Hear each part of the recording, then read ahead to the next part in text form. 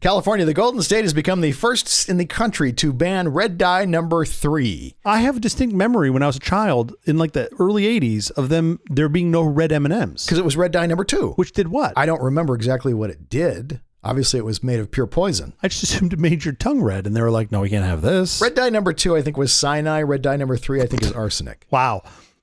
Look, I'm no chemicalologist, but that sounds bad. I mean, I'm sure it's a lovely shade of red. It's very pretty. This goddamn cancel culture canceling red dye now? Red dye number 1, apparently, we put lead in to make it more shiny. I don't know why the kids keep licking the poles. I have no idea. Yeah, in 1970s, red dye number 2 was banned. Yeah. After tests showed a link between its carcinogenic properties and intestinal tumors. Also, by the way, several yellow dyes have also been banned. Okay. So apparently yellow, nobody talks about the yellow dye that gets banned, just the red dye. Leaving only 7 dyes on the FDA's approved list, the most popular of which are yellow number 5, blue number 1, and red number 40. Oh, red number 40? That's what this article says. Why, if red number 40 is safe, I don't know if that's true or not, but if that's true, why is anyone still using red number 3? Cheaper? I mean, is red number 40 super expensive? Is it just banned in cosmetics? All consumer goods. Oh, we need to do an entire show on candies, drinks, and more. On just dyes. Okay. I mean, look. Quiet, please. If we can make suicide missions work, I'm pretty sure we can make colored dyes work. Work's a strong word. 4, 3. It's colorful. 2.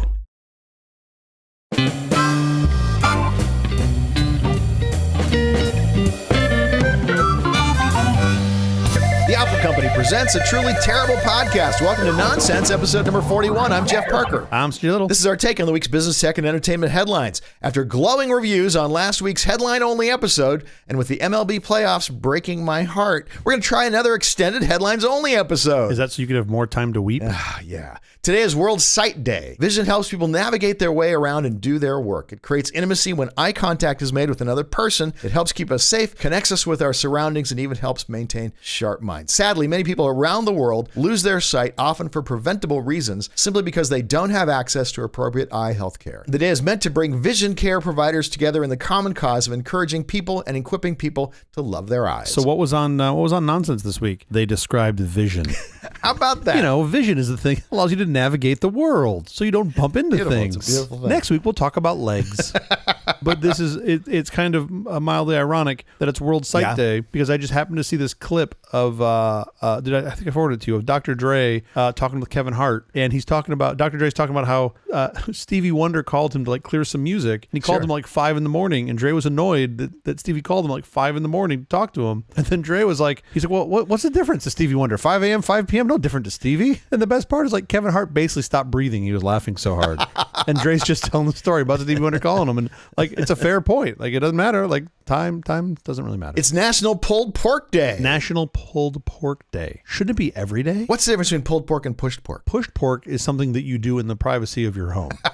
That's the main difference. Okay. That's how I would put pulled pork. You can do outside and not get on the state list. There's a list for that. For the pushed pork, yes, there's definitely a list. Have you ever made pulled pork? You're a big meat guy. Have you ever made pulled pork? Pulled pork's not my favorite thing. Yeah? It's of all the barbecue, it's kind of the easiest one to make, which is okay. That's fine. It's just a lot of, in my opinion, mediocre pork. I did, however, just make cider brined reverse seared pork chops. Wow. Those were about a 11 out of 10. I spinal tapped those. I actually made them twice. I made them first for my father-in-law for his birthday, because he loves all things pork. And then I had some friends in town. Yeah. I did say after the third meal I made for him in 2 days, I did look at him and say, you kind of hit the in-law lottery. You know that, right? Oh, 100%. And he just 100%. smiled. And he just rolled off into the distance because he'd eaten so much of your food. Also related to cooking this week, my wife was out of town. I just had me and my boys, and I decided to make them 3 different kinds of steak at the same time to see which one they would like better. Sure. And they got a bone. These are all direct from farmer to you, like this really interesting service I've been trying. Not wasted at all on 5-year-old. Well, your kids have developed. There's an argument to be made that you could develop their tastes. Yeah. Yeah, they're kind of there. Like PB&J isn't cutting it for them. Wow. So I gave them I gave them a bone-in New York that was great. Sure. I did a reverse sear filet, which was fucking great. And then I made a piece of A5 Wagyu sirloin. For your children who are 5 and 3. Okay, full disclosure, I kind of made the last one for me. Okay. But I was like, I'll let them try some. Sure. So then I had them try it in that same order. And after the 3, I was like, which one do you guys like best? And they're like, the last one. Definitely the last one.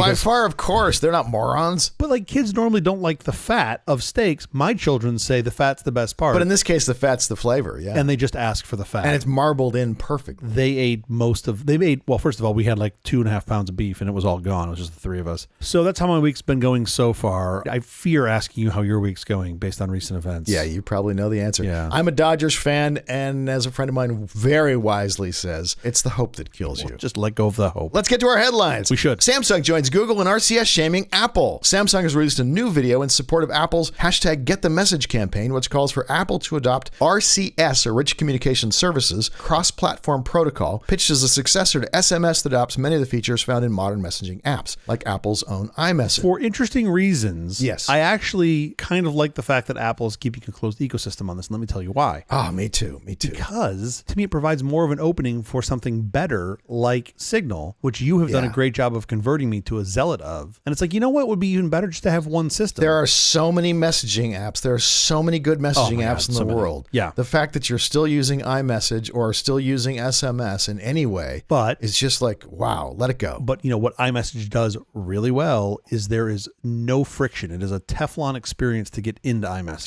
Sure. Right? You can just slip right in. You can be a 75-year-old Luddite and you just pop right into iMessage. I need friction. Let me tell you why I need friction. Because all the people that I know who want, all the people I know who are starting text groups for this topic and that topic, nothing thrills me more than saying, "Oh, you don't want me on that. I'm on Android. I'll screw up your thing. I'm on Jelly Bean. I can't help you. Friction. I'm sorry. Friction makes me very happy in this case. Totally. That's because you just want to stay happily in your cave. I am thrilled not to have to be on all of those group text message things. The whole neighborhood here does a group text message thing. This is why you don't know anybody. I am so happy to say, oh yeah, I would love to, but I'm on Android. I'm on Ice Cream Sandwich. I can't. I'll be like a green bubble, and you guys will be really annoyed. Yeah, I'm going to skip the trouble right now. I do love that green and blue bubbles is a thing, not because of this ad, just because like in general. And I'm not really a fan of shaming the anybody in this equation, except for, I feel pride in my green bubble. If I have a green bubble, screw you. I love having state-of-the-art hardware. I do enjoy in groups, especially of new friends, like people that I've just met.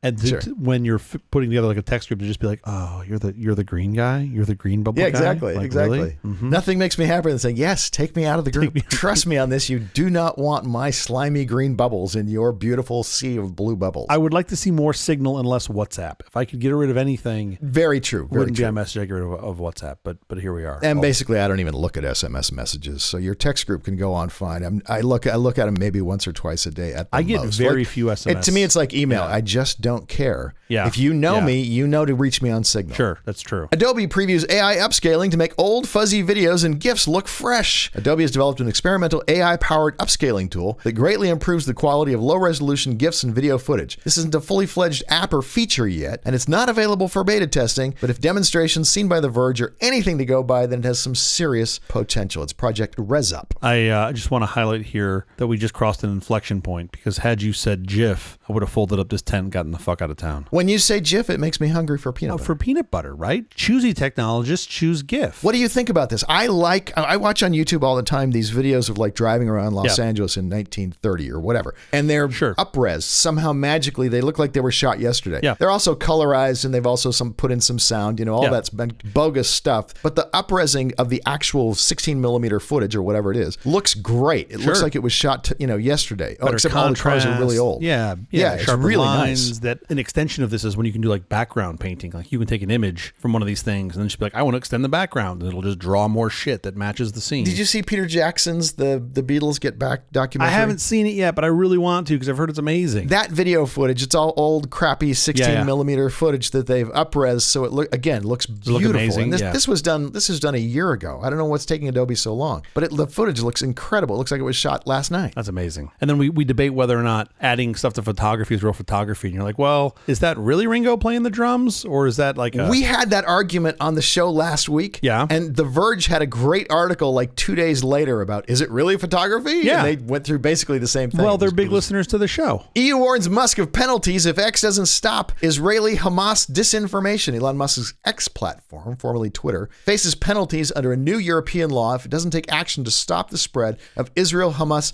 disinformation, an EU official warned Musk yesterday. Yeah. Well, first of all, good luck getting Elon to respond to the threat of penalty. Second, He responded because it was on Twitter. They tweeted him, and he responds to anything on Twitter. On I think you mean X. He's not on Twitter anymore. Whatever you call that thing. The Digital Service Act, which I think is what this is protected under in the EU, has set very precise obligations regarding content moderation, which I did not know. Yeah. What I did know is that it does provide for fines up to 6% of a provider's annual revenue. They are not fooling around with these fines. They really mean business. Do not put misinformation up on your service. I kind of think Elon's like, yeah, fine me 6% of my revenue. I'll write you a check for $12 right now. He's like, what does he fucking care? Like, he drove revenue to the toilet. He has gamed the system. Yeah. He has gamed the system with a business that does not actually make money. He's like, instead of revenue, do you want to talk about net income? Because then you're writing me a check. Huh, fuckers? I got a lot of debt to service. What if that's his plan all along? Is just to get all these laws to like the minimum fine to just pay him. That's his big plan. According to the Financial Times, researchers have raced to debunk false or misleading information on X about Israel-Hamas conflicts, including posts that have racked up millions of views and shares. Oh, the crazy thing about this is he's the one, Elon Musk himself has promoted 2 accounts that are known to put out bogus information. Sure. And that's why I think the EU is finally stepping in and saying this is he took him down, but it took him like 3 hours to take him down. Yeah, you can also argue the damage has already been done. Yeah. What really drives me crazy about this is any idiot, thanks to technology, can take a camera on their phone and record some shit and TikTokify it and post it. And it takes them 15 minutes to create some chunk of disinformation. Then some eggheads have to go spend hours trying to debunk it. And I'm like, right, fuck, like this is not a good ratio. Like you're just sucking up all the good brain power. And the people who want to believe it are just going to believe it anyway. Doesn't really matter. Some of this footage on the disinformation sites was actually from video games. It wasn't even like real footage. Oh yeah, I did hear about this. I haven't seen it, but they were taking like basically video game renders that looked real enough to folks. Yeah. And they used footage from a previous wars and things that had nothing to do with this war. Interesting that the EU is stepping in finally. I'm glad somebody's stepping and somebody cares about disinformation. I mean, I know this is not the right way to think of this, but like you just need people to take responsibility for themselves. And I think you need a set of parameters so that if they don't, then they just end up, I don't know, on an island somewhere. Ex-CEO abandons Wall Street Journal tech conference following disastrous appearance at Code. This is a related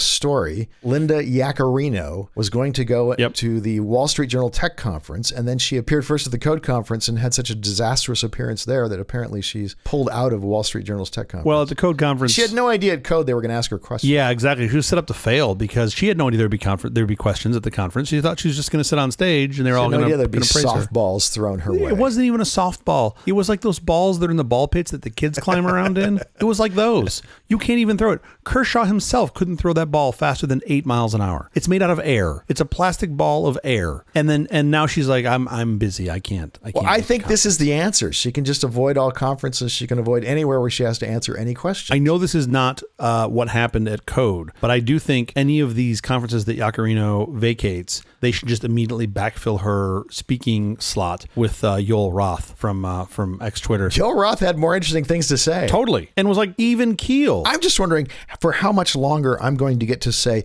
Yaccarino. As long as you want. It's fun. It's really, it just rolls right off the tongue. Yaccaring-a-ding-ding. When was the last time you were on Twitter? I honestly try to go on it less and less. I only really go on it for this show, finding things for this show that we're talking about, but I just find the signal to noise ratio is upside down. Yeah. So I just don't find myself going there often. And there's perfectly good options. But it is not going away. I mean, think about what the end cases for this look like. Like he could buy out the debt for cents on the dollar and own the whole thing. It's still not going away. But you still got to have users. You still got to have eyeballs or you have nothing. Dude, this is going to be like AOL. My dentist still has a fucking AOL email address. Okay. He literally gave it to me the other day and I just looked at him. I'm like, you're kidding me, right? Because he's a smart ass. He's like, no, I don't tell anybody that. And I was like, but it's fucking 2023. You have an AOL email address? I've had it for a long time. Yes, I know. ToothDoc2003 at fucking AOL.com. Like, what are you doing? And then he's like using all this advanced technology to image my teeth and make retainers. And I'm like, this from the AOL guy? And then it's always weird because when he's done, he's like, you've got teeth. And I'm like, what? Took me a minute. Thanks. I'm glad you... It's been so long since I've heard your AOL's You've Got Mail thing. I totally didn't get that for a second. I'm glad your synapses still fire. I will say this. She does not seem to be owning the CEO title like I sort of hoped anybody given that opportunity. That she would. would. Well, Yeah. you knew she wouldn't have that chance because Elon Musk is just going to do whatever he's going to do. Yeah. She's basically a janitor. I mean, she's, the hope was that she would bring in advertising revenue. I don't think that's really happened. I think that's like the impossible dream. You know at this why? point. You know why I think that hasn't happened? Because she's demonstrated zero fucking leadership. I don't think she can. She got an owner who absolutely has her handcuffed. So you say no, and then maybe he shit cans you. Maybe he doesn't. Like if you actually bring the revenue and you tell him to fuck off, you're either there to do the job you were brought in or you're not. Not this weird gray area in the middle. So maybe she's drinking the Kool-Aid. She thinks this is the right path forward. It's beyond me. Good luck getting a CEO gig after this. That's my take. The nice thing for her about bailing out of the Wall Street Journal conference is that she does not have to explain Elon promoting bogus content. These false information. Well, she doesn't about have. Israel and She doesn't Hamas. have to there. Doesn't mean she doesn't have to explain it. She doesn't have to explain it there. She just doesn't have to go anywhere where she has to talk. That's what I think her new role is going to be. Hiding from people. Sure. It's also just hard for her to schedule the time for this because she's very busy, and you never know. I saw that she was very busy. At very Code, busy. she had to go two questions in. She just had to split. Well, to be fair, she forgot to buy the early bird on Southwest, so she had to check in. She was C26, way at the back of the plane. You got to get in. You Sucks. got to get in before the doors close. Yeah, sure. I mean, I'm sorry, I can't. I have to go. I have to get my seat. So far, AI is a money pit that isn't paying off. Silicon Valley has bet big on generative AI, but it's not totally clear that bet will pay off. A new report from the Wall Street Journal claims that despite endless hype around large language models and the automated platforms they power, tech companies are struggling to turn a profit when it comes to AI. Have you ever heard of a startup that didn't make money on its first day? I mean, you could literally search replace this an AI article? with any other technology ever in the history of technology, and the same paragraph would apply. I'll give you a really old one. Airplanes still have not broken even on the amount of money invested in them. I mean, there's no excuse for that. for airplanes? But it still is the case. Tons of technology when it comes out takes a while before Somebody's making money. you Like figure out AIG's making money off airplanes, right? Like GE's making money off airplanes. There's plenty of money to be made. Yes. You're saying yes, air it's carriers? airlines. Like, yes, like carriers oh, yeah, are yeah, not- yeah. are- in total have not made money. Compared to what's been invested into them, it's been a net That's negative. kind of fascinating. Is that like over, you're saying the period of time of ever? That's Since the case. Orville and Wilbur took to the air. Yeah. The GitHub's Copilot, Sure. which launched in 2021, was designed to automate some parts of a coder's workflow, and it's immensely popular with its user base, and it's been a huge money loser. Problem is, users pay $10 a month subscription fee for Copilot. On average, they've lost $20 per user during the first few months of this year. Some users cost the company an average loss of over $80 per month. Yeah. Look, I don't know how they know this. I have a whole lot of problems with how they're calculating this number, first of all. Isn't all your cost just the sunk cost? It's really not the electricity to run the computers. Let's just say, just for the sake of this argument, that they're losing $10 a month per user on Copilot. It costs them $120 a year. The acquisition cost of having a developer, which is a highly paid person Sure. that spends a lot of money on things, tools and stuff, spending $100 a year to keep them running your platform is a fucking deal. That is a great Yeah, deal. sure. So you're trying to say this one thing Copilot, like, oh, because the servers aren't fully optimized, we spend $20. Shut up. It doesn't make any sense to me. But it's not electricity costs. Well, I'm assuming the OpEx is all power, right? And I also don't know if, I mean, who knows? Those chips might be all OpEx. They might lease them. I don't know. I mean, they have a lifespan of like 2 years. Of course, they're chips. It's how it works. Yeah, exactly. I mean, if they didn't, if they were shocked that, if they designed their business plan and went, oh, the chips are devaluing, then we didn't think Weird. about this. We thought they'd appreciate. Should we take the ones out of the boxes? We have them like sort of our Beanie Babies. They're all wrapped in the original boxes. Maybe they shouldn't have gone into the computing business if that's the way they did their math. It's not hard to see this whole thing as a bit of a stumble for the tech industry. Not only is AI a solution in search of a problem, but it's also swiftly becoming something of a problem in search of a solution. I don't understand. I don't buy any of this. This was, yeah.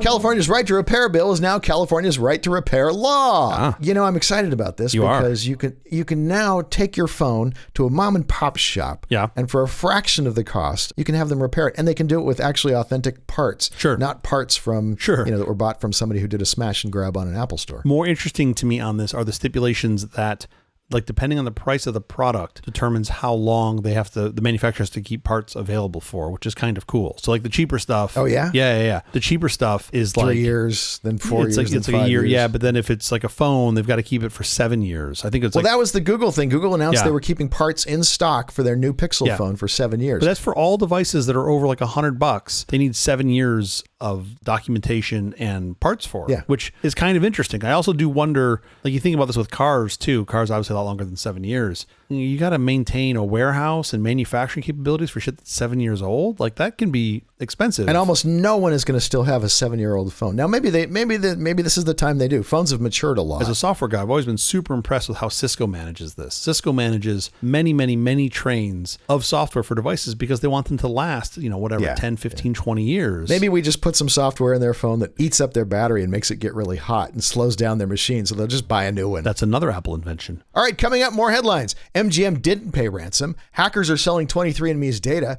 And the U.S. fears China's use of open source RISC-V chip designs. I think what you really meant was antiquated lawmakers fear open source in its entirety.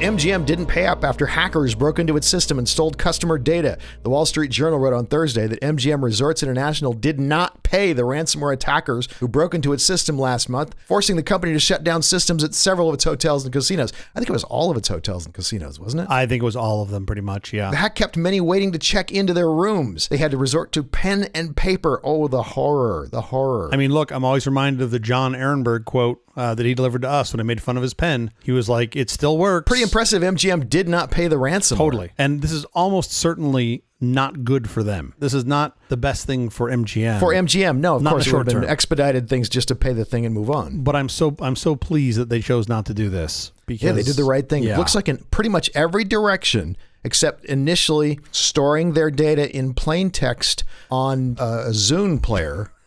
Other than that, I think they did everything pretty much right. First of all, we don't know for sure that they stored it in plain text. While we do know for sure they stored it on Zunes. We know that We their do know archive that, of strategy course. was just running on a bunch of Zunes. They got them cheap from Microsoft. Well, sure. So that makes perfect sense. They're buried in a landfill, and you find them, you might as well put them to work. Yeah, exactly. Like, why not? There's literally kilobytes of memory going to waste there.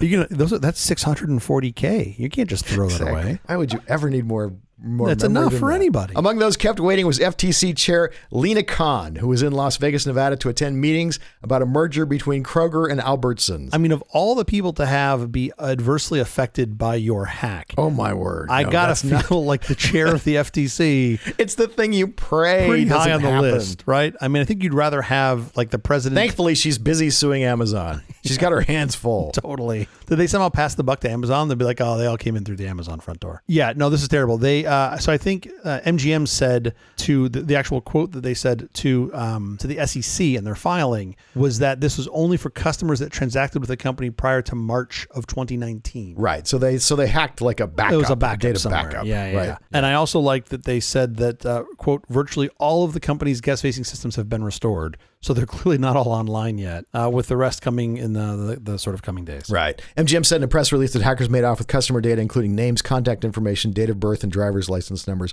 as well as a limited number of customers' social security numbers, passport numbers, or both. I don't know how they know that. So nothing important.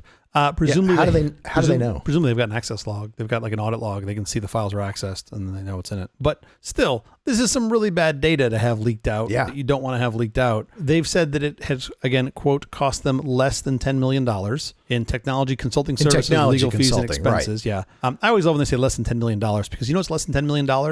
A lot of numbers. Like, Oh, yeah. It's not. maybe they spent no money on it. Maybe they spent $100. This wasn't free. No, I get that. Sure. But like they could have said, like it cost us like, mid seven figures. Yeah. Fine. That tells me that you spent real money on it. On the bright side, MGM said in its release that it does not believe the data thieves stole customers' passwords, bank account numbers, or card details. It's the small victories. By the way, if you by chance have been to an MGM property, you might want to change all your password, bank account numbers, and card details. I'd recommend changing them sooner than later for sure. They expected to lose about $100 million on this, but they did the right thing and they didn't give in to the ransomers. But no, I'm glad that they didn't. But it cost them a ton of money. They still did Man, the right did it thing. cost them a ton of Yeah. money. But I'm really impressed they did the right thing. It makes me want to stay there more because they did the right thing, which is weird in Vegas. As opposed to a nearby casino down the street from them who did not do the right thing, who just paid the ransom. I believe my co-host is alluding to Caesars, who just paid the ransom and ran. Yeah. I wasn't going to say their name because, I assume my co-host is referring to the other casino who were named nameless, but is based on a Greek figure. I don't want to be found in the trunk of a Chevy, bound, gagged, and shot. Thank you. Man, That's, by the way, you're way more specific. I just want to be found in the trunk of a Chevy at Sure. all. I mean, I would hope it's at least like an Audi or something nice. I don't want to. That's the problem. It's the brand of the I don't want car. to be in a GM. I don't want my last moment to be like my last moment of life to be like, wow, this interior is really shit. Or it's nice. You don't know. The Chevy interior in the trunk might be lovely.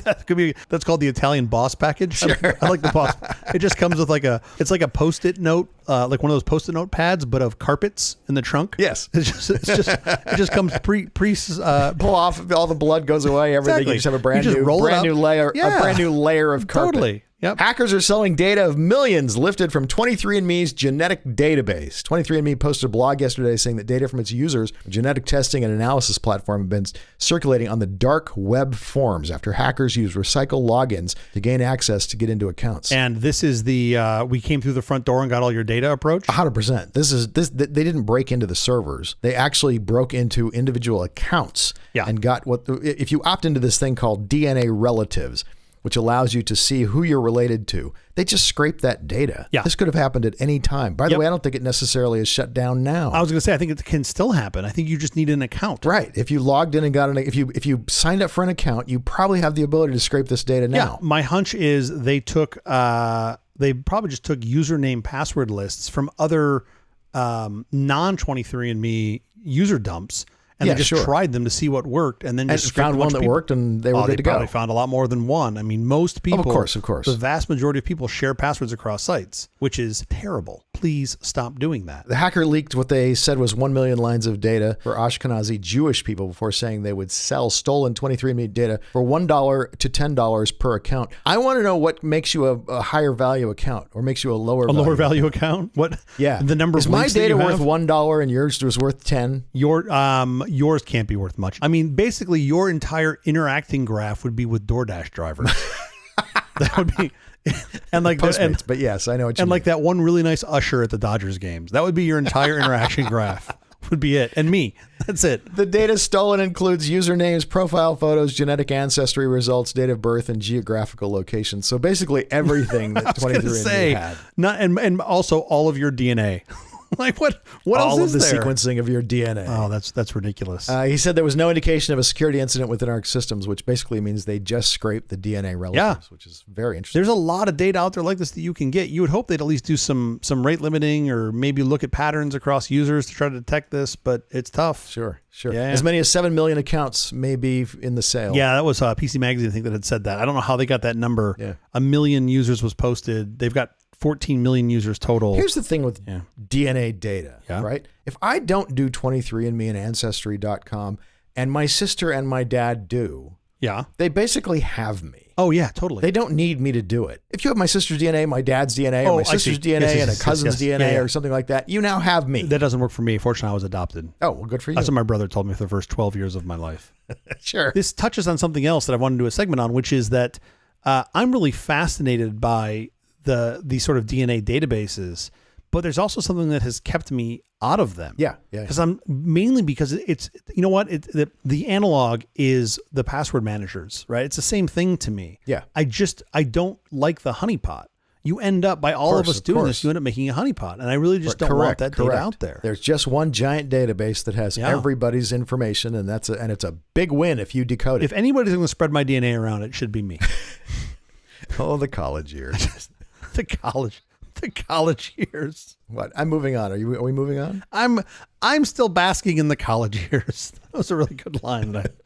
Let's get to some technology that nobody knows anything about, shall we? RISC-V technology emerges as background in U.S.-China tech war. In a new front of the U.S.-China tech war, President Joe Biden's administration is facing pressure from some lawmakers to restrict American companies from working on a freely available chip technology widely used in China, a move that could upend how the global tech industry collaborates across borders. Basically what this is we have had open source software for a very long time. Linux is an open source software. It is the world's largest collaborative project. When you put Linux on your computer, everyone is shocked how fast their hardware runs, how fast their computer runs, because it's been gone over so carefully, line by line by line, and perfected that it is a beautiful, beautiful user experience. Totally. Now we are open sourcing the making of hardware, of actual chips. Yep. Started in Berkeley. I think it was the RISC-V chip, if memory serves, to teach students how hardware chips were made. Okay. And it has become an open source project, and it has, with time, it has gotten more and more sophisticated. It's basically a competitor for the ARM chip, which is what's used in almost every cell phone.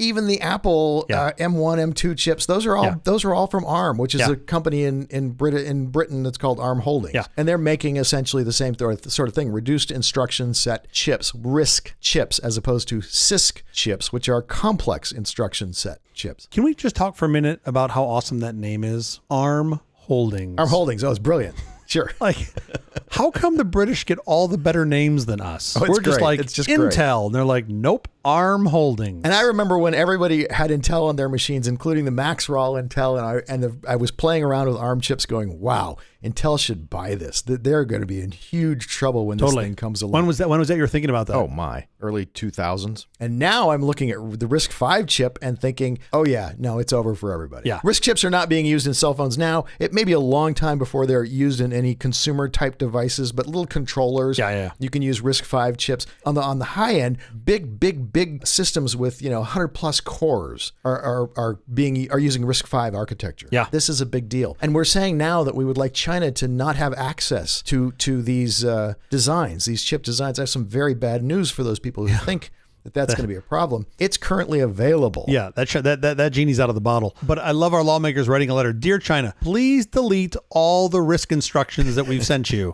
Right. That was an accident. I really think we should do more like what we did during, especially like World War II with the Germans and the Japanese. And we should not send them RISC. We should instead send them like the best CISC instructions that we have. Just to slow them down for a decade or so. No, just make a lot of heat. That's all. Just heat everything up. Oh, you can tell if they're using it too. Bad battery life. Totally. You can tell if they're using it because you'll see the average temperature in China go up like half a degree. The Alibaba Yixin 710, a 5 nanometer chip with 128 cores, delivers up to 320 TOPS, which is general computing performance. That's really, really fast. Think about the NVIDIA A100 GPU, which delivers 312 TOPS. Okay, a top. Let me just make sure we're all on the same page here. A top is a unit of measurement of operations per second. The T stands for trillion, which is insane. These are not slow chips. That means it's doing 320 trillion instructions per second. It's not like China doesn't have their own computer scientists. Yeah. They're going to figure all this stuff out. Totally. If your entire defense strategy is to keep certain chips out of the hands of the Chinese, I have some awful news for you. You have this no is defense not strategy. going to work out for you. Yeah, that's the answer. Is mute is your strategy. It's not going to work very well. But remember, we did this like in the 90s. We did this in the 90s with cryptography, where we said, no, that's a munition. You can't export it. And you're like, but actually, you could export it in the form of a book. The math equation? Yeah, exactly. I'm just going to write the math equation down and then be like, oopsies. Like, what? I don't understand. Yeah. But this does beg some interesting questions, and we have enough time for this now. But I'm curious, what technology, software, hardware, whatever, do you think we should just not open? Like, what things should we keep close to the vest? I don't know. Enriching uranium, probably that information's out there. Who knows? Enriching uranium, I would take. And by the way, you're only going to slow people down mildly from figuring it out. If you want to figure it out, just the fact that you know that it can be done. Exactly. You're 50% of the way there because you don't ever give up trying. Yeah. I think that works the other way though too. Sometimes if you know that it can be done, but you haven't figured it out, you're like, well, I just can't figure this out. Whereas if you don't know it can't be done, you might keep trying. Oh no. And then your dear leader shoots you and finds the next guy and says, now you figure it out. First of all, Elon's not running any countries yet. Okay. So just settle the fuck down, Jeff. Let me go back to the story and just say TenStart, which is led by Jim Keller, who did Apple's M1 and lots of other chips for AMD and Intel and so on,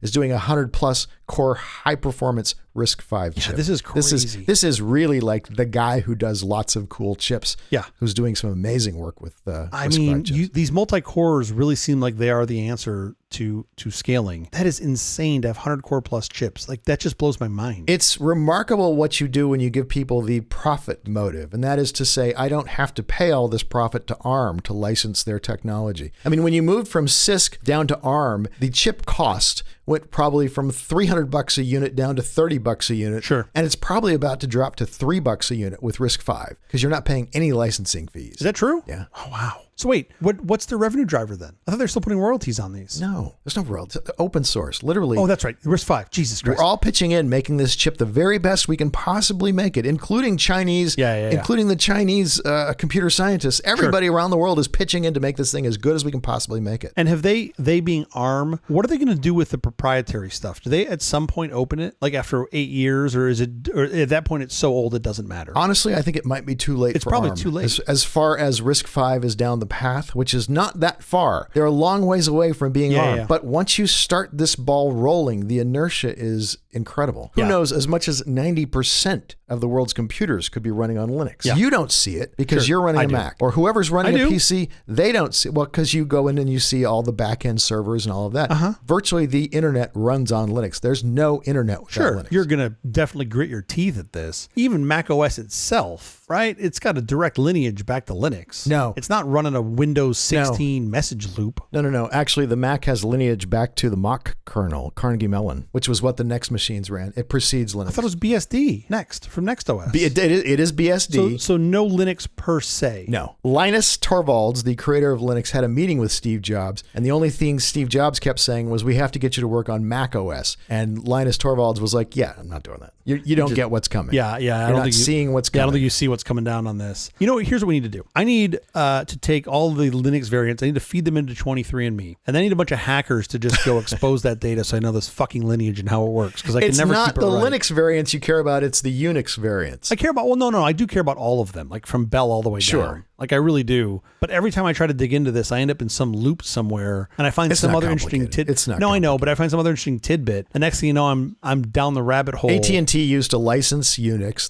There was literally, this was a skunkworks project at AT&T. Yep, that's part I know. They had created an operating system called Multics. So as a skunkworks project, because they wanted it to go faster, they created Unix that ran one process really well. Then they later made it multitasking, multiprocessing, multi-threading, all the rest of the stuff. But it has been so revised and so optimized that Unix became a really amazing operating system. And Steve Jobs could clearly see that. He needed to find a free version of it that he could base his next computers on. Yeah. And he found one at Carnegie Mellon in Mach. This is not easy. None of that is Linux. And actually, what a massive mistake they made by not, but of course you wouldn't have necessarily the foresight to know this. The Linux system runs so much better, so much faster, so much more secure because it is open source and so many more people have worked on it and put their hands on it and perfected it. No, I get that. But they didn't know. I mean, at the time he had to pick some OS and Unix, any Unix probably was better than what he had with the Mac OS. After this long little diatribe that we just went on. Yes. Your point was that all machines, 90+% of the machines out there are running Linux. A high percent. Some flavor of Linux. I would take the under. I would definitely take the under. Any supercomputer these days is running Linux. 99.999% of supercomputers. My Android phone, my Android watch are both running Linux. Still taking the under. Your router, your smart TV, your smart home appliances. Because you just look at like Windows machines and Apple handheld devices. Just that alone has got to be a huge chunk, bigger than 10%. My point actually was that RISC-V is starting to achieve a almost Linux-like momentum. I may have it. Yeah, what do you got? As of April 23, Android, an operating system using Linux kernel, is the world's most used operating system when judged by web use. It is 42% of the global market. Okay, so that's user-facing. If you look at data centers, it's all Linux. Desktop and laptop computers is Windows at 69%. Linux has completely dominated the supercomputer field since 2017. Of course, we know that. We give them all of that. Still taking the under. I need more data. I mean, I know Android's killing it on device count for mobile. 70% of all smartphones around the world are Android. And then 90% of data centers are running Linux. I don't want shipped. I want running. But running is going to be super hard. Yeah. If any of our listeners have this information, please email it to Jeffrey. All right, I'm going to dig down this rabbit hole. I'm sticking by the under of 90%. Price is Right, 90%. Without going over, I'm taking one. If we're playing by Price is Right rules. The point is RISC-V gaining momentum. Coda breaks trend of additional charges for generative AI tools with the release of Coda 4 on Wednesday. Coda has joined the parade of productivity software vendors embedding generative AI features in their products. Part of the Coda app's new release, the Coda AI has 3 components: a knowledge assistant, a writing assistant, and a task assistant. This headline is a little misleading. Yeah. bucking the trend of additional charges. Everybody's giving their AI away for free right now, except for AI only companies. Yeah. Right. For the most part, everybody else is giving it away. Yeah. Because one, it doesn't work well. Two, nobody knows how this is going to play out, right? So like Google's like baiting their AI, Microsoft's giving you Copilot. Well, I guess they're charging for Copilot on GitHub. Well, if it's an add-on, you're just going to have to lump it into the cost of your software. Yeah, I mean, you're not going to be able to pay add-on prices because there'll be so many people who have AIs. I think you're going to get it for free. I mean, well, no, Jeff, you know the answer to that. If you're getting it for free, you're paying for it somewhere else. Oh, for sure. You're the product. Absolutely. You're the product. No question. Well, not you. You're a Linux user. You're not the product. Nobody wants you. You're complicated. Coda launched its all-in-one productivity app, which combines elements of documents, spreadsheets, work management, and customer relations management. In 2019, it's now used by 40,000 customers, including firms such as Uber, DoorDash, and the New York Times. Yeah, so they put a couple assistants in here, right, that do different things, which is nice. And they're not charging extra for it. That's the interesting part of the story is they aren't charging any add-on fee. Yeah, I feel like that's most everybody. We'll see if that lasts. But the idea of an AI that knows you is something I've been talking about for months here, right? That's super interesting. Like the personalized AI that knows your personal data. Yeah, I mean that's not what they're saying here, but they're inching towards it, right? Their knowledge assistant can scrape stuff from your docs and from your data. If you have seen the Google Pixel 8, this thing is the beginning of a complete change in how cell phones work and what cell phones do. Yeah. The AI is so baked in and it's looking at all your personal data and your personal calendar and all that information. Literally, I can ask it, summarize the 3 most important emails in my inbox for me. And it will do that. And I have thousands of emails that I've gotten today. Yeah. And it will go through all of them and it will say, there's a party at Judy's at 7 p.m. on Tuesday. Would you like me to RSVP? No. It will say your 3 DoorDash orders have been delivered at 8:57 a.m., 12:32 p.m., and 6:17 p.m. That's it. That's what it would say every week. That's the kind of amazing things. If you've looked at any of the demos of this phone, it works in a completely different way than most phones. Forget the cute little photography stuff it does, which is amazing. It's pretty mind-blowing. I would not call that cute little photography. I think that is amazing. Oh, no, it's completely mind-blowing. But forget that. Look at the productivity stuff. Look at the personal assistant stuff that it does. And I used to have to know to talk to Google Assistant. I had to formulate the sentence in a certain way. No, you don't. Blah, blah, blah, blah, keyword, and then switch on the office lights to such and such a whatever. Sure. I don't have to formulate any of those complex sentences that I have to say a certain way. I don't have to do any of that anymore, and it knows what I'm talking about. And by the way, it talks back in English. You just say, I can't see, and it says, turning on lights. Jeff, your glasses are located over on the dresser. I'm really starting to feel like I am no longer the greater part of the ratio of the equation of getting stuff done. It's everything else. And I think most people don't even, having seen the demo, I don't think most people realize what a revolutionary change this is to how we use cell phones. Well, I think that's part of the magic of this is that it gets slipped in there and you just go, I don't need this thing. And then you use it and you go, I don't know how I work without this thing. I can't live without this thing. I'm just happy somebody's reading my email because it ain't me. You'll see these stories like on Jalopnik about somebody who like drove their Toyota 1,000,000 miles and it rolled over the little counter because the counter only goes to 999,000. Sure. Yeah. I'm trying to do that with email notifications on my iPhone. I'm trying to figure out where it rolls over because it's well into the hundreds of thousands. And people are like, how do you live like that? I'm like, very happily, actually. Yeah. I never look at it. Like, I don't care. I cannot possibly get through all of my email. Is the worst way to reach me because there's just way too. And by the way, Google's doing a cool thing. If you're on Gmail, they're going to change. When somebody wants to send more than 5,000 emails at a time, they've got to conform to a bunch of standards. Sure. They have to have an easy way for you to opt out. Yeah. All sorts of little things like that. So things are going to change in terms of spam email if you're on something like Gmail. Something that was an ecosystem that was untouched for the longest time by spam, but now is no longer virgin, is iMessage. For the longest time, there was 0 spam on iMessage, and now it's all over the place. Just name me one place I can't get spam right now. You can't get spam on Signal. It doesn't work. I definitely get spam on WhatsApp. That is like the spam. Like you might as well be in fucking Austin, Minnesota, because you're in the spam capital of the goddamn world when you're on WhatsApp. Right. iMessage for sure. SMS for sure. Signal, I don't know. Oh, SMS is almost unusable like email. It's heading that way fast. I feel like SMS is going to be like HTTP. We're going to just turn it off at some point soon. Yeah. You're just going to be like, you know what? The world's a better place without this. We're going to just turn it off. I'm not against that. Well, the problem, if you do that, then Apple users just can't talk to to Android users because Apple's like, RCS? No, fuck that. Buy an iPhone. RCS is pretty great. I don't care. I know. Grab Signal. It's all good. Come on over, whether you're on the iPhone or you're on the Android. And it's all good. I would say I'm not one to typically convert easily in technology. You've definitely converted me. Like, I no longer want Apple to support RCS. It works beautifully. Just push people to Signal. I think that's and great. I have it on my desktop too, and it's the same. It's wonderful. Anyway, Coda, great. We should use it. All right, enough with the headlines. We do want to add that while what's happening in Israel is neither a tech business nor entertainment story per se, our hearts go out to those who have lost loved ones, of course, and also the same with the Afghanistan earthquake. All right, we have to get out of here, but quickly before we do, have you seen or read anything good this last week? Well, if good means like me constantly having to reach over on the side of the couch to get a set of paddles to restart my heart, is that good? What happened? Because that was my experience this past weekend. You had a heart attack? Well, no, I had 12 heart attacks in a row. The reason I had 12 heart attacks in a row was because our alma mater, yes, the University of Southern California, of course, the best place on earth, yes, was playing some school from the desert that I don't even know if they play football anymore. Sure. We apparently spotted them 17 points at the start of the game and then just tried to find every possible way to give the game back to them. Oh, that game was on. And couldn't. It was hard So this to is watch. USC versus the Wildcats. By the way, I had just come home.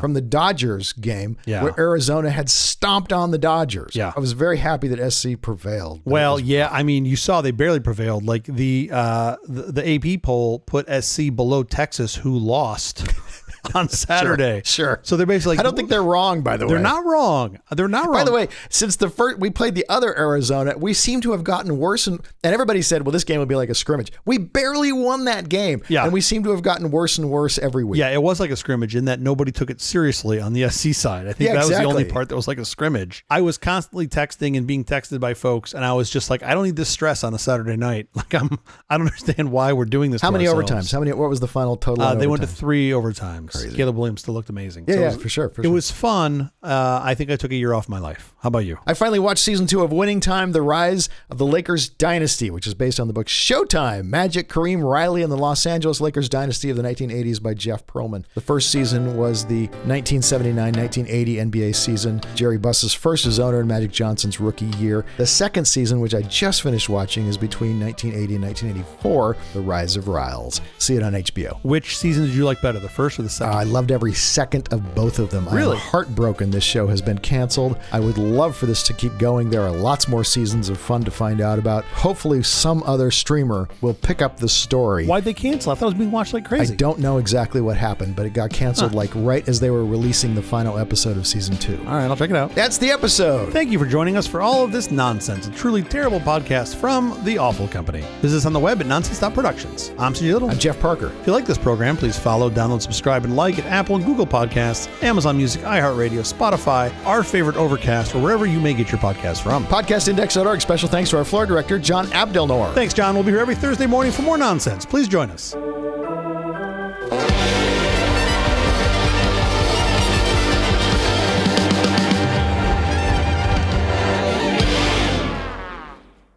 I hate sports. Oh, man. Now you know everybody in Detroit feels.